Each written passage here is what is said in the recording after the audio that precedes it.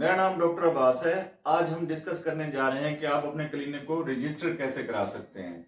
खासतौर पर मैं PHC Punjab health care commission के रेफरेंस से आपसे बात करूंगा।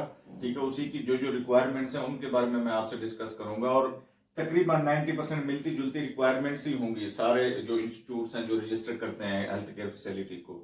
ठीक है, पहले मैं आज आप लोगों को बता रहा हूँ कि डॉक्यूमेंट्स कौन कौन से रिक्वायर्ड हैं, क्योंकि वो डॉक्यूमेंट्स अपलोड कैसे करने हैं। आप लोगों को सब ये जानते होंगे कि पीएचसी का कोई पर्सनल आप जाके सबमिट नहीं करा सकते अपना फॉर्म।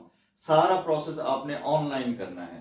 ठीक है, कोई वो पर्सनल लोगों को फैसिलिटेट नहीं करते कि आप पर्सनली चले जाएं उनके ऑफिस में तो आपको फैसिलिटेट करेंगे, ऐसा कुछ नहीं होता। ठीक है, सारा कुछ आपने ऑनलाइन करना है।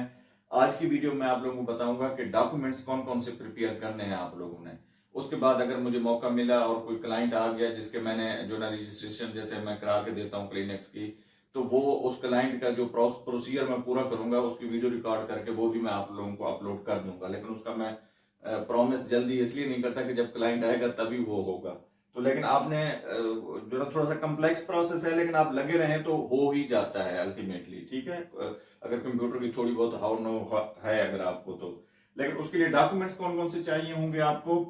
एक तो डॉक्टर का बयान हल्फी चाहिए होगा जो एक स्टैम्प पेपर पे या इनकी यानी स्टैम्प पेपर पे ही आपको चाहिए होगा, और वो डॉक्यूमेंट की जो इबारत है यानी कि जो उसकी स्टेटमेंट है वो ऑलरेडी पीएचसी की वेबसाइट पे होती है। वहां से आप डाउनलोड करके उसको स्टैम्प पेपर के ऊपर जो है ना वो करके आप डॉक्टर साहब साइन कर दें, उसके ऊपर अपना नाम वगैरह एड्रेस जो भी रिक्वायरमेंट है वहां पे वो लिख दें। ठीक है, एक तो डॉक्टर साहब का बयान हल्फी चाहिए होगा। दूसरा, फिर अगर किराए की बिल्डिंग है तो किरायानामा आपका चाहिए होगा। ठीक है, अगर अपनी पर्सनल बिल्डिंग है तो उसकी भी डॉक्यूमेंट्स आपको रिक्वायर्ड होंगे, वो आप फोटोकॉपी उनकी लेके अपलोड कर सकते हैं। ठीक है, डॉक्टर का बयान हल्फी और किरायानामा ये मस्ट चीजें हैं। ठीक है, पहला स्टेप है। उससे पहले आप लोगों ने अपना एक ईमेल एड्रेस जनरेट करना है। ठीक है, जिससे आप क्लिनिक को रजिस्टर कराने के लिए पहले साइन अप होना जरूरी है पीएचसी की वेबसाइट पे। ठीक है, साइन अप होंगे तो चूंकि आपकी जो एप्लीकेशन है वो एक गो में मेरा ख्याल है कि मुश्किल से ही होती है। जो एक्सपर्ट बंदा हो वो तो एक गो में कर देगा, लेकिन अदरवाइज जो है ना जो पहली दफा कर रहे होते हैं उनको 2-3 दिन 4-5 दिन लग सकते हैं। ठीक है, इसलिए आपका एक ही ईमेल एड्रेस होगा, उसी के ऊपर साइन इन होना आपके लिए इजी रहेगा। तो पहले एक ईमेल एड्रेस जनरेट कर लेना है, उसी की बुनियाद पे अपना अकाउंट बना लेना है पीएचसी की वेबसाइट पर, उसी से फिर साइन इन होते रहना है अपने क्लिनिक के लिए आप लोगों ने। ठीक है, अच्छा, उसके जब साइन इन होंगे तो वो फिर आगे डॉक्यूमेंट्स डिमांड करता जाएगा, हर एक पेज ओपन होता जाएगा, उसके ऊपर आप ये चीजें करते जाएंगे।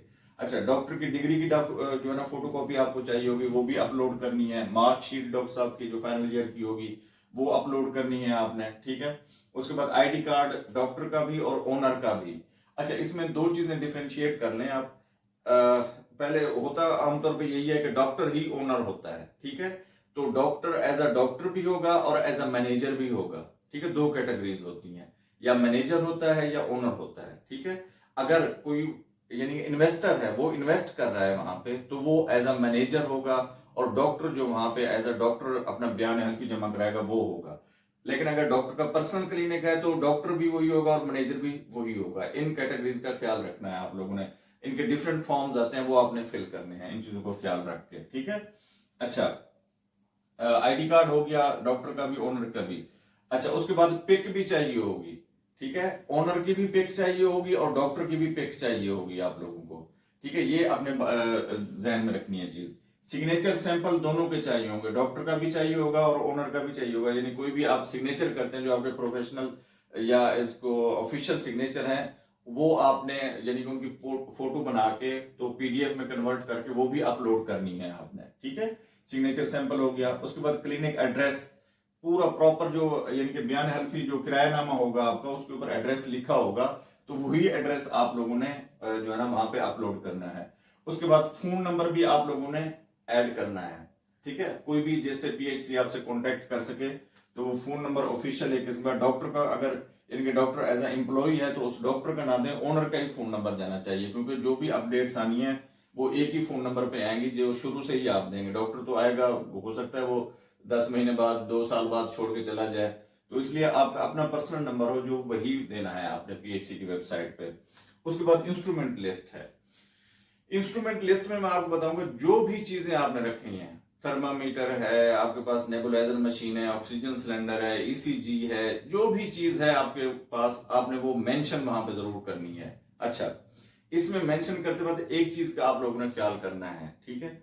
जैसे एलएचवी है, मैटरनिटी होम अपना बनाते हैं, या डॉक्टर हजरात हैं अपना क्लिनिक सेट करते हुए वो कहते हैं कि हम साइड पे अल्ट्रासाउंड भी कर लेंगे, ठीक है। अल्ट्रासाउंड याद रखिएगा, अल्ट्रासाउंड वहां पे होगा जहां के स्पेशलिटी क्लिनिक होगा, या तो वो सिंगल स्पेशलिटी क्लिनिक हो या पॉली क्लिनिक हो, ठीक है। वहां पे कंसल्टेंट के भी डॉक्यूमेंट्स आपको चाहिए होंगे, जो रेडियोलॉजिस्ट कंसल्टेंट होगा। तो बेहतर है कि अल्ट्रासाउंड को मेंशन ना करें, ठीक है। ये एक चीज मैं आप लोगों को बता रहा हूं, लेकिन कोशिश करें कि अल्ट्रासाउंड को मेंशन ना करें। अगर पीएचसी आ जाते हैं तो उनसे कहेंगे जी अभी हमने शुरू करना है, जो भी आप समझ सकते हैं, मैं आप लोगों को इसमें क्या बताऊं, आपको लोग एक्सपर्ट हैं, ठीक है। उसको चूंकि अगर आप मेंशन कर देंगे तो फिर आपको कंसल्टेंट की जो है ना डॉक्यूमेंट्स भी चाहिए होंगे, और जो है ना आपको सिंगल स्पेशलिटी क्लिनिक या पॉली क्लिनिक की तरफ पे रजिस्टर्ड होना होगा, ठीक है। उसका मैं बताता हूँ उसका क्या जो है ना फीस वगैरह क्या है। अच्छा जी, इंस्ट्रूमेंट्स लिस्ट हो गई आपने, यानी वो इंस्ट्रूमेंट्स नहीं रखने जैसे अल्ट्रासाउंड हो गया, एक्सरे हो गया, लैब हो गई, क्योंकि इसमें आपको डॉक्यूमेंट्स चाहिए होते हैं, ठीक है। आप लोगों ने इन चीजों को मेंशन नहीं करना। हाँ, अगर आप बनाना चाहते हैं नहीं जी हमने अल्ट्रासाउंड रखना है, रेडियोलॉजिस्ट को भी बुलाना है, फिर वेल एंड गुड, फिर तो आप धड़ल्ले से बैठे वहां पे, ठीक है। लैब भी इसी तरह बनानी है, आपके पास पैथोलॉजिस्ट के डॉक्यूमेंट्स हैं या पैथोलॉजिस्ट आपके पास है, तो फिर कोई इशू नहीं है, आप मेंशन कर सकते हैं वहां पे, ठीक है। लेकिन अगर आप जीपी प्रैक्टिस सिर्फ करना चाहते हैं और साथ में अल्ट्रासाउंड भी करना चाहते हैं, या मैटरनिटी होम्स के साथ अल्ट्रासाउंड भी करना चाहते हैं, तो कोशिश कीजिएगा अल्ट्रासाउंड को काट दीजिएगा।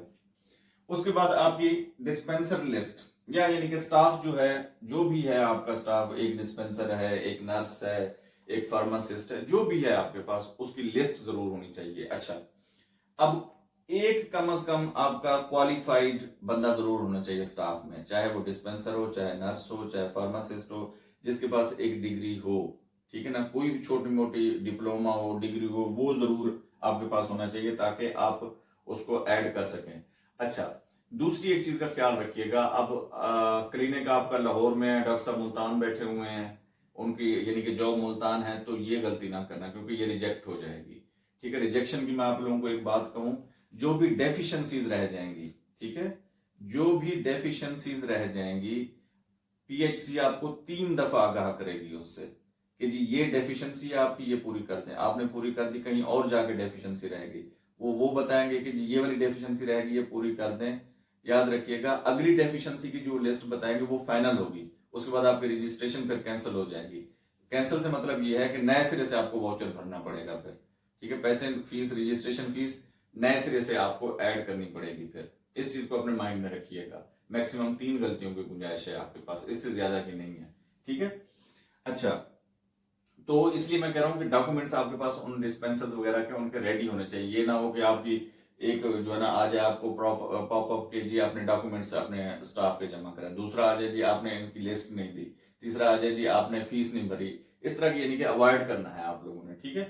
उसके बाद ओनर क्वालिफिकेशन क्या है, जो मालिक है उसकी क्वालिफिकेशन क्या है। कोई बात नहीं, अगर अनपढ़ भी है तो कोई इशू नहीं है, ठीक है। वो आप लिख देंगे जी जो है ना नॉट अवेलेबल, या जो भी है, जितनी भी मिडिल है, मैट्रिक है, वो सारी उसमें मेंशन कर देंगे। अच्छा, उसका रोल क्या होगा, ठीक है। मैनेजर होगा, क्या वो इंटरफियर करेगा क्लिनिक के मामलात में या नहीं करेगा, या सिर्फ फिनांस ही करी जाएगा।